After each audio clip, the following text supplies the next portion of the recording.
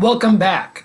Today, we are going to start off on part three of our series of lectures on the Vietnam War. So, we left off in the previous lecture talking about the rise of the NLF or the VC that have infiltrated the South and are attacking, at first primarily South Vietnamese institutions, and then later with the incident in the Gulf of Tonkin, the increase in American involvement in the war. With the Gulf of Tonkin incident, we're going to see that the Johnson is going to order at least limited airstrikes on North Vietnam. Initially, those airstrikes are successful. We're going to be able to destroy the limited amount of industry that North Vietnamese has. The North Vietnamese have. We destroy those relatively quickly, and we destroy the little bit of infrastructure they have. That's not going to be an effective strategy to win the war. It was a major part of the strategy during World War II, but this is a different enemy. And so, we think we can turn, Hanoi into a pile of rubble, and we think that would, allow us to win the war, because if an enemy ever turned, New York City or Washington D.C. or L.A. into a pile of rubble, that to us would be devastating. But to the North Vietnamese, they're relatively content with slipping into the countryside, escaping into the jungle and, hiding there, because they're just not as technologically advanced of a society, and their economy isn't as dependent upon industry as, countries during World War II were. So what you see is, the bombing, although it looks good on paper, isn't necessarily the most successful strategy. Well, by 1965, the NLF, because of those bombings, they're now attacking American targets. And as soon as they really start to focus on attacking American targets, that's when we start to increase our bombing campaign. And Johnson will order Operation Rolling Thunder. Operation Rolling Thunder is essentially just a prolonged, sustained bombing campaign of the North. Now, notice it's a bombing campaign of the North. We are not escalating by sending troops into North Vietnam. We don't do that very specifically because, we learned our lessons from Korea. In the Korean War, if you remember from previous lectures, when American troops went north under MacArthur, that instigated the Chinese to getting involved. And then we weren't just fighting the Koreans, we were fighting the Chinese. And so we're bombing the North, but we're not necessarily sending troops there. There's going to be some raids up north. We'll talk about that later when we talk about the Nixon administration. But, for the most part, we're just bombing them. And we think that this is going to be an effective strategy to win. And it does look good on paper. We're going to drop more bombs on North Vietnam than we did against Germany in all of World War II. And so if that's enough to defeat Germany, which had a much bigger military, that should be enough to defeat the North Vietnamese, or at least that's what they think. That's not going to turn out to be the case. As a matter of fact, what we know about bombing campaigns, specifically the ones that aren't targeting military targets exclusively, generally speaking, what that does is it turns the population you're fighting even more against you. And that's what this bombing campaign does. It kind of rallies the North into supporting Ho Chi Minh. And they kind of really just dig in and change their way of life to get around this bombing campaign. They just head into the jungle and kind of move underground. And that's what ends up happening, and a part of that is because when you bomb this way, like you see here with the carpet bombing, there's no way you can do that without at least some civilian casualties. And now I want to be clear here: we do understand that during this war, America's really always gone out of its way to try and make sure we limit civilian casualties as much as possible. But in war, there's no way to do that absolutely. And so when we start these carpet bombing campaigns, we are going to see civilians that that'll die as well, which again is just going to make that civilian population support their government even more against this, this threat. And so we're going to see, that eventually we destroy pretty much everything worth destroying in the north, and then we have to then turn to, okay, well, if where are their troops? Well, they're in the jungle, so let's just carpet bomb the jungle and let's hope we hit their targets. And never mind that there are civilians in there as well. We know that the Vietnamese are supplying the Viet Cong through the Ho Chi Minh Trail, and they're sending supplies through the jungle, a lot of times on foot. And so we're going to try and blow up those those trails in the jungle. The problem with that is it's not a highway. You blow up, blow a hole in the middle of the highway. That stops trucks from moving down that road, but it doesn't stop foot traffic because foot traffic can just walk around it. And so the fact that the Vietnamese are have such limited technology actually kind of works in their favor, because you blow up you drop a bomb on a mud path. That doesn't really just, it puts a big hole in the path, but you just walk right around it. And so, there really is sometimes an advantage in being the less technologically advanced country. It's like, okay, drop $1 million bomb to blow a hole in a mud path. Like, that's a waste of your money because I'm just going to ignore it and walk around it. And so that's what we see happening. So we start dropping those traditional bombs, right? And so the type of bombs that we dropped on Germany in World War II, massive explosives, drop it on a building, blows up the building. But then very quickly the buildings are all gone, and now we're dropping bombs in the jungle. Well, it doesn't make a lot of sense to drop your traditionally explosive bomb in the jungle, because the canopy of the forest, like the branches, the leaves, and the trees of the forest block our view. Explosive bombs, we got to see a target and drop the bomb on the target to explode it, right? Well, the canopy doesn't allow us to do that. So we need something that's got a larger, it's going to destroy a larger area. And so what we're going to see is the military start to focus on dropping phosphorus or napalm bombs. So napalm is just like a firebomb, right? So you just drop it and it creates this gigantic hot fire. And that's going to destroy a very large area. And so it's more likely you're going to hit what you're trying to hit when you can't see your target if you've got a larger area that it covers.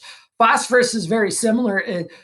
This is a very non-technical answer for what a phosphorus bomb is, but essentially it's a bomb that explodes. What you're seeing above here is a phosphorus explosion that shoots out this like super hot metal that just like melts through everything. Again, a very wide area that gets destroyed with a phosphorus bomb. And so we start dropping those because that's what's going to, allow us to make sure we hit our target when the jungle is hiding what we're trying to hit.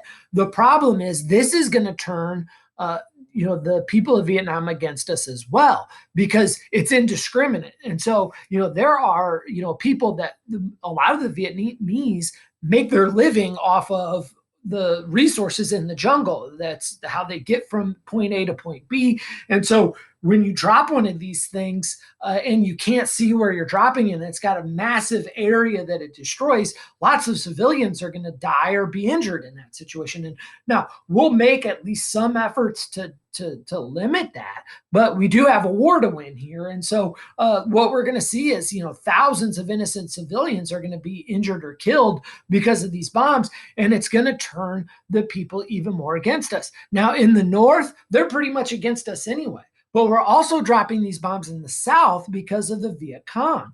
And so we need the people of the countryside to back our war effort if we're ever going to win this. And these bombs are going to turn the rural community in South Vietnam against us as well, which is it's going to essentially, if we don't have the support of rural Vietnam, of the countryside, it's going to make this war almost impossible to win. And these bombs are really going to make getting the rural community on our side very, very difficult.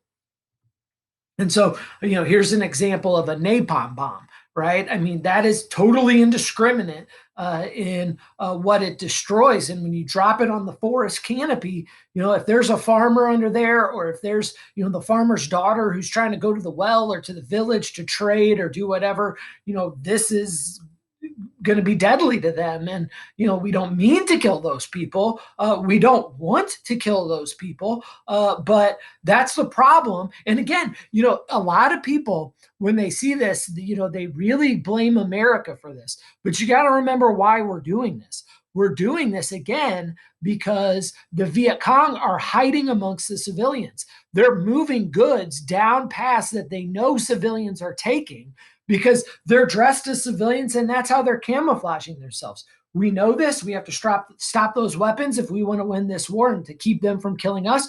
So we then have to destroy those paths. And when we do that, civilians get injured. And so the Viet Cong are really using this to their advantage because, one, it disguises them, it hides them, and it makes us harder to kill them. But then when we do kill them, they lose the Viet Cong that are on the path, but they also, they get the added benefit of the fact that the people are going to blame America when it's an American bomb that kills one of those civilians. And so, this is and I'm not saying that the American military is justified in dropping this. I don't know if they are, and I don't know if they aren't. But there's definitely room to criticize for the dropping of these kind of indiscriminate bombs. But what you also have to remember is this wasn't our first option. This isn't what, we wouldn't have wanted to do this if the Viet Cong weren't hiding amongst civilians.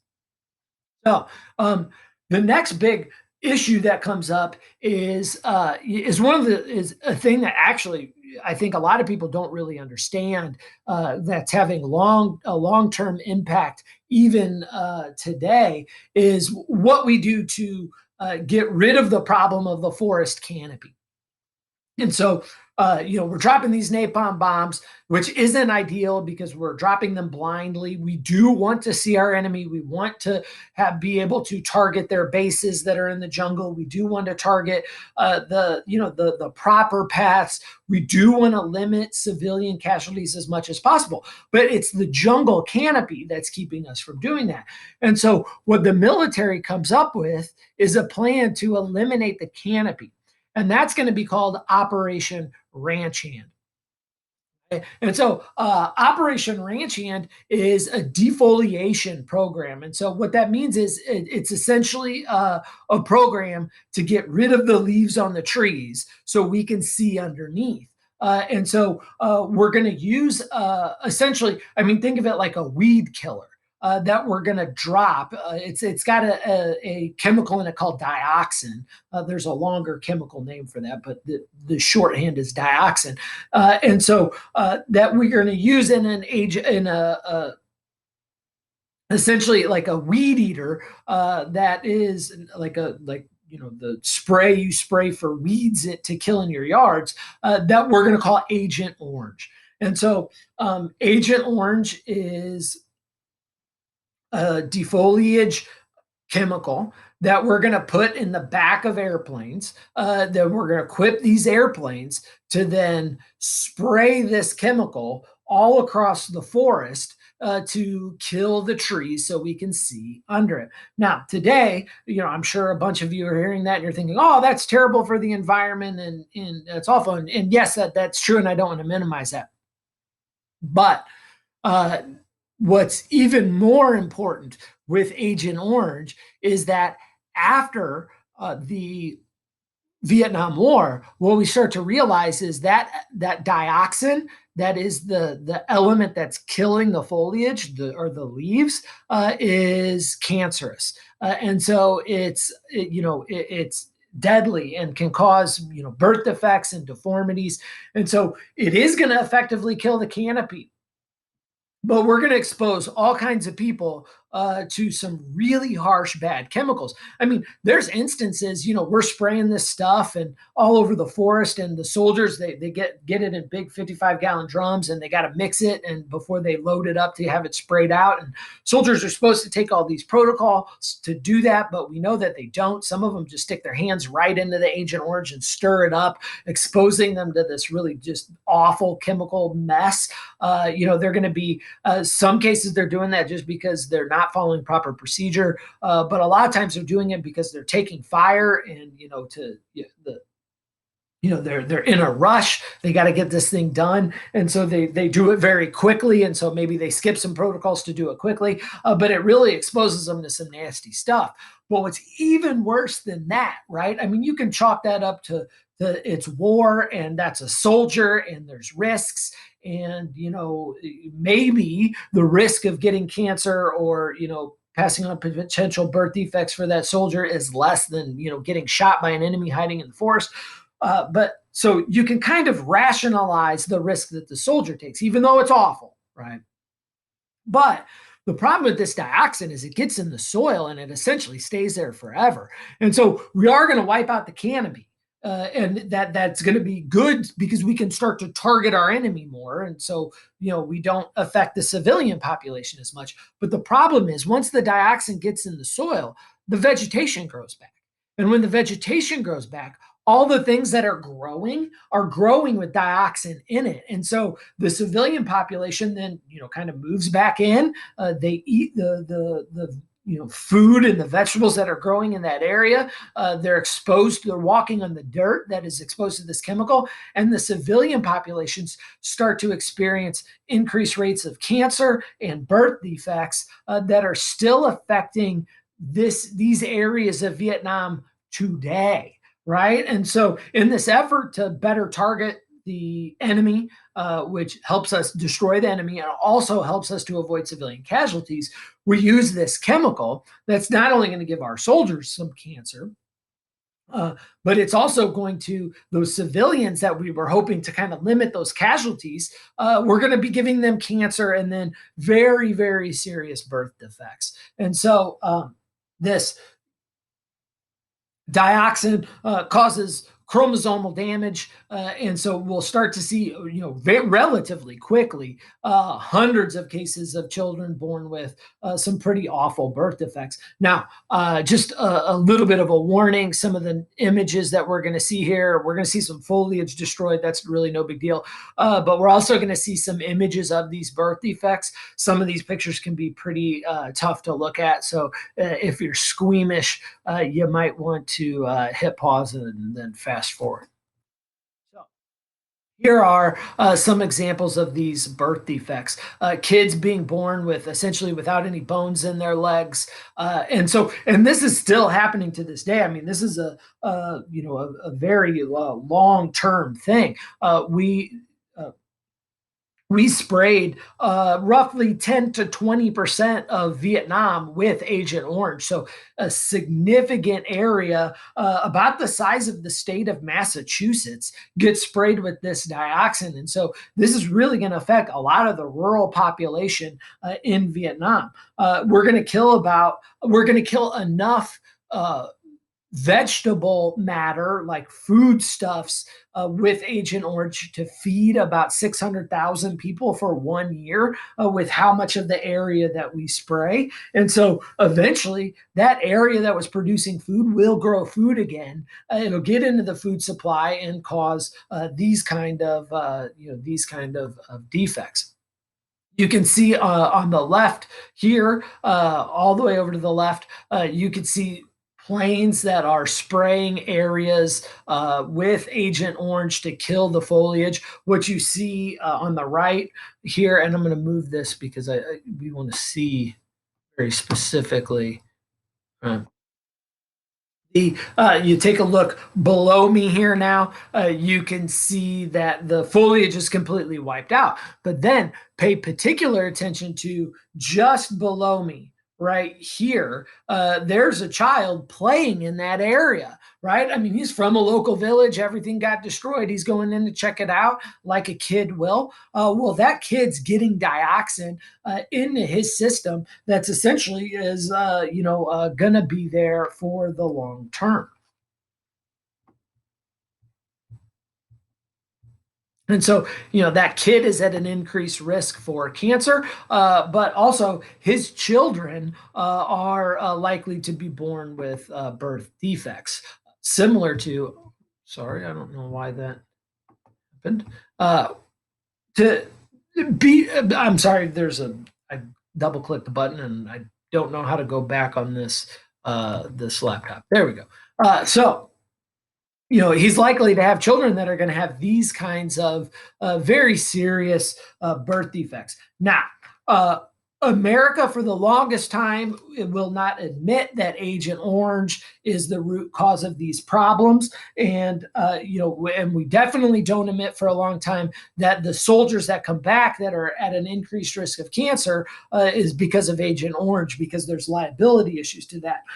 Eventually, the chemical company that makes Agent Orange will not admit that it's their fault, but will pay out $180 million to victims of Agent Orange. Eventually, the government will admit fault. And it will be the Bush administration in 2006, George W. Bush, who actually is going to admit, like, yes, we did this bad thing, we didn't do it on purpose, and this is kind of fog of war, and so but we recognize that this is a problem, and has agreed, the Bush administration agreed to help clean up the dioxin out of the soil, which is no small feat. We First of all, we had to go out and we had to locate the hot spots. A lot of them are around the Da Nang airport base. But then the process to be able to get rid of the dioxin is very expensive and very difficult. And it's a process that we're still helping the Vietnamese out with today. Essentially, what you have to do is you have to bring in bulldozers and scrape up all the topsoil. Then they take them to these ovens that are the size of warehouses, like factories. They're gigantic. And what they do is they take that soil and then they have to bake it at 600 degrees Fahrenheit for up to a month or more to be able to kill the dioxin. Then they take all that soil and then they bring it back to that original location. So as you can tell, you can imagine, it's wildly time consuming and extremely expensive. And it's America that is trying to make up for some harm that it did that it didn't recognize at the time that it was doing. But it's us just trying to make it right. So the Operation Ranch Hand, was it successful? Depends on how you define success, right? It does help get rid of that canopy, so we can target enemies better. But it has unforeseen consequences that are pretty devastating for the Vietnamese people, all the way up until right now today. So the other thing that's going to become necessary because of the jungle warfare and the type of warfare that we're fighting in Vietnam is going to be the use of helicopters. This is really going to be the helicopter units are going to be referred to as cavalry. They're not the horses, right, anymore, but same kind of concept with the helicopters. We're not fighting a war where we're trying to acquire land in the enemy cities. We're not trying to capture Hanoi in North Vietnam. What we're essentially trying to do is kill enough North Vietnamese that they stop trying to take over the South, right? And so the idea then is we find the enemy in the South, and we take our troops from the base, put them in helicopters, fly them out to where the enemy is, fight the enemy, kill them, and then fly back to the base. And so helicopters, if you're going to keep your troops on a base, an American base where they're safe, try and find the enemy, attack them, and then go back to the base. Well, in a jungle, you can't really do that with trains or trucks or things like that we could have done potentially in Europe because they have the infrastructure. What we're going to need in Vietnam are helicopters, and so helicopters really become one of the most important transportation tools in this war. The troops load up on the helicopters and they're flown out into the middle of the jungle. They attack the enemy when we know where the enemy is after, other troops have like scouted the area to find the enemy. We attack them. Then we put the troops back on the helicopters and fly them back to the base. So there is if you ever want to see, there's video footage of that on the PowerPoint. The PowerPoint is linked to my website if you want to take a look at that. One of the things that this is going to do, though, the helicopters are very useful to be able to fight this kind of war. But one of the things that it's going to do is it's going to hurt American soldier morale. And morale is just how soldiers feel about the war they're fighting. In World War II, soldiers felt pretty good because they had a mission, take the city. They would go in, they would take the city. A lot of people would die doing it. They would have to kill a lot of people to do it. But when the battle was over, you won the city, you controlled it, and then you moved on to the next one, and you kept control of that city. And so from the soldier's perspective, you could really see advancement being made. You knew if you were winning or losing, which for the soldier's morale is very important. This kind of war in Vietnam is different. The soldiers would go in, they'd fly into the jungle, they'd fight over a hill. Lots of people would die. It would be tough fighting. And in almost all of these cases, America ends up winning. We kill more of them than they kill of us. And, so it looks good on paper. But when the battle's over, our soldiers get right back on the helicopter. They fly right back to their base. And guess what the VC do? They just go right back to that hill after we leave. And so, from the American soldiers' perspective, they're like, why did we go out there? Why did my buddy have to die to capture this hill if we're just going to get back on a helicopter and fly back to the base? Well, and it's going to cause a lot of the soldiers to kind of question this war, and maybe and eventually cause them to maybe not fight as hard as they would have fought otherwise. Now, I'm certainly not blaming this on the soldiers' end. This is, most of them fought very gallantly and very bravely, right? But it wore on them, and like I think it would for pretty much anybody. So, here's, so there's lots of different types of helicopters that get used during this war. Some of them are for troop transport. Some of them, medical copters. Some of them are actually there for air support to be able to back up soldiers on the ground. But helicopters really become, pretty vitally necessary. And it's in large part because of the way that the North is fighting. The North is fighting using guerrilla tactics, right? They are, it's hit and run. They know that they're outgunned. They know that they're out trained, and they know that they can't fight and win a toe to toe fight with America.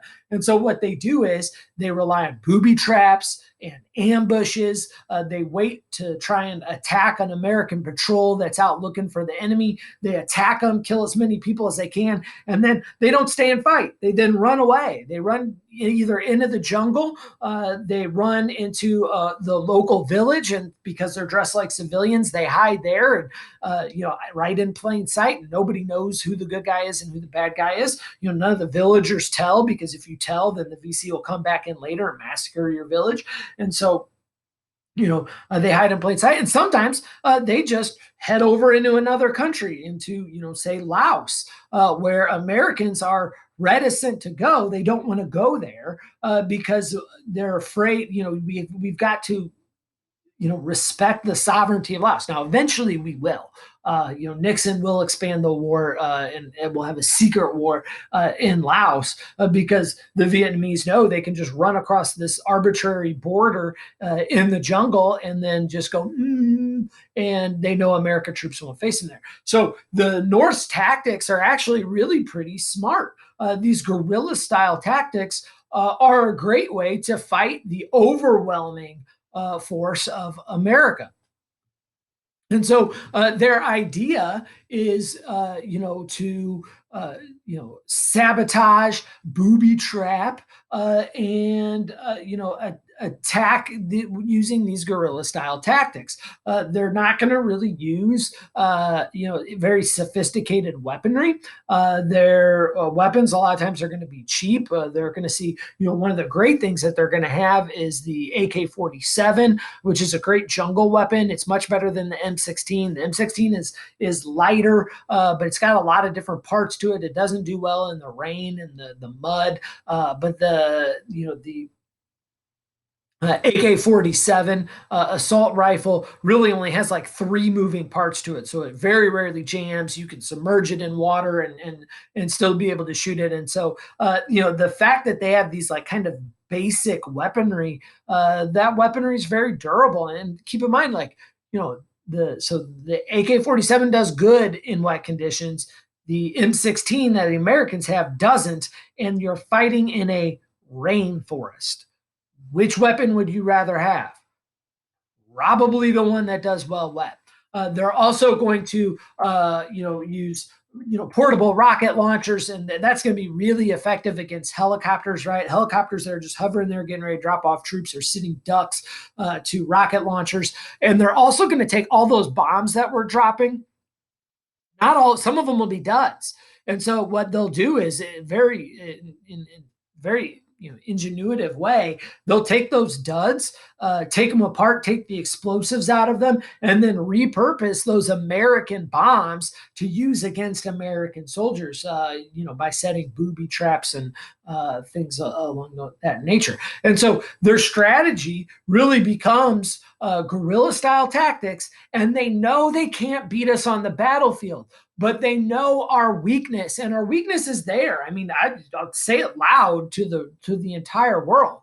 America's military is the best in the world. It is the best equipped and best trained in the world. I mean, our military's, the last time I looked was years ago, but the last time that I actually looked at the statistic, our military is bigger than like the next 9 militaries in the world combined.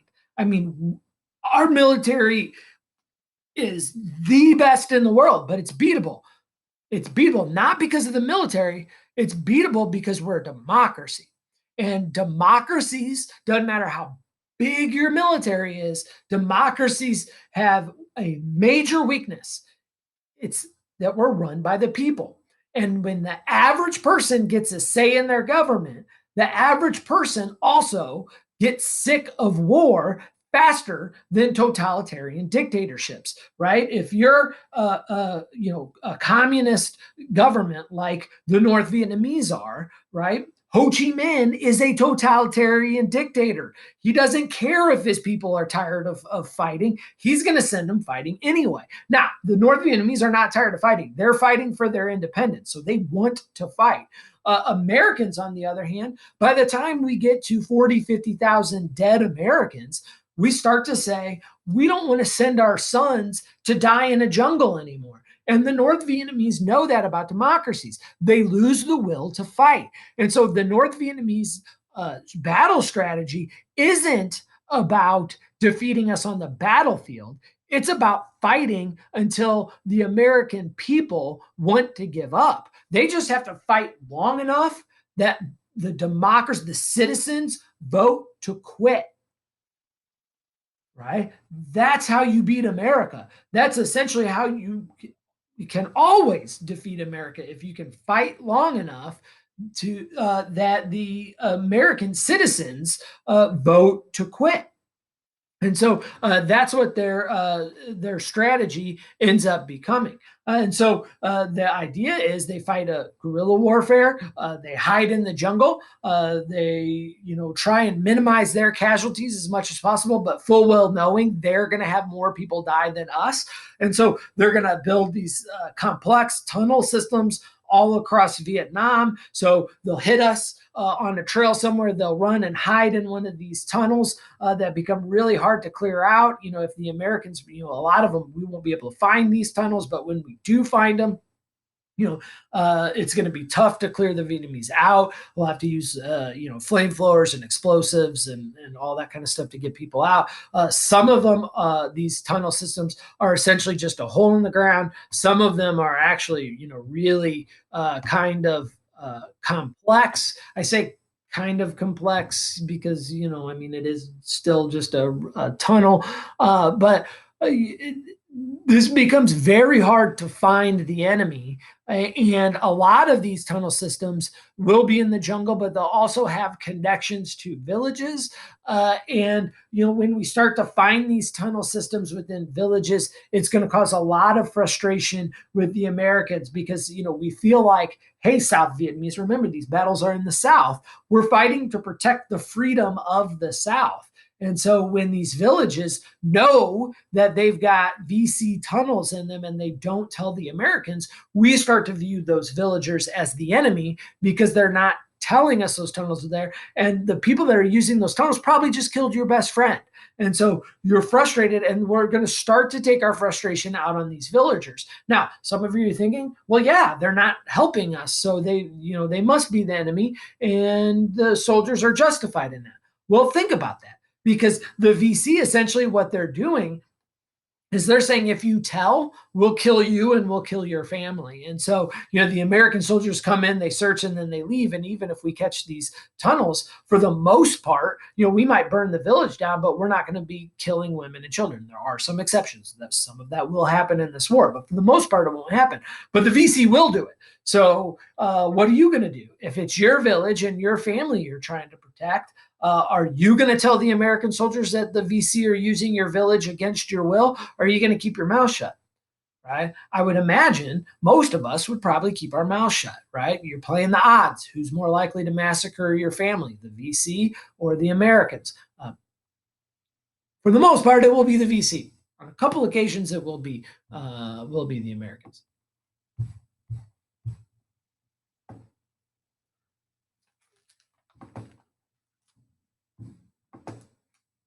All right. So, knowing that the strategy for the VC and the North Vietnamese army is hit and run guerrilla tactics, our strategy essentially ends up becoming search and destroy. Remember, this is not a war about acquiring territory. So we're not invading the North and just taking over Hanoi. We're not going to do that because we're afraid that it might escalate and other actors, communist actors, might get involved, just like in Korea, and we don't want that to happen. So our strategy to win this war very quickly becomes body count. The American generals think, hey, look, every time we fight these guys, whether it's the North Vietnamese army or the VC, the guerrilla fighters in the South, every time we fight them, we kill way more of them than they kill of us. And so our strategy then becomes, okay, so we'll just rack up the body count. We'll kill so many of them that they'll want to stop fighting. This is a failed strategy. It's a failed strategy because, again, when you have two different government systems, a totalitarian dictatorship and a democracy, the will to fight is probably, it doesn't matter what the body count is, the will to fight's probably going to, slacken in the democracy before the totalitarian dictatorship. And so this strategy is a flawed strategy, but it's the one we go with. And so, if the idea is kill as many, VC and North Vietnamese army as possible, if that's a strategy, then what you have to do is you have to find the enemy and then kill the enemy.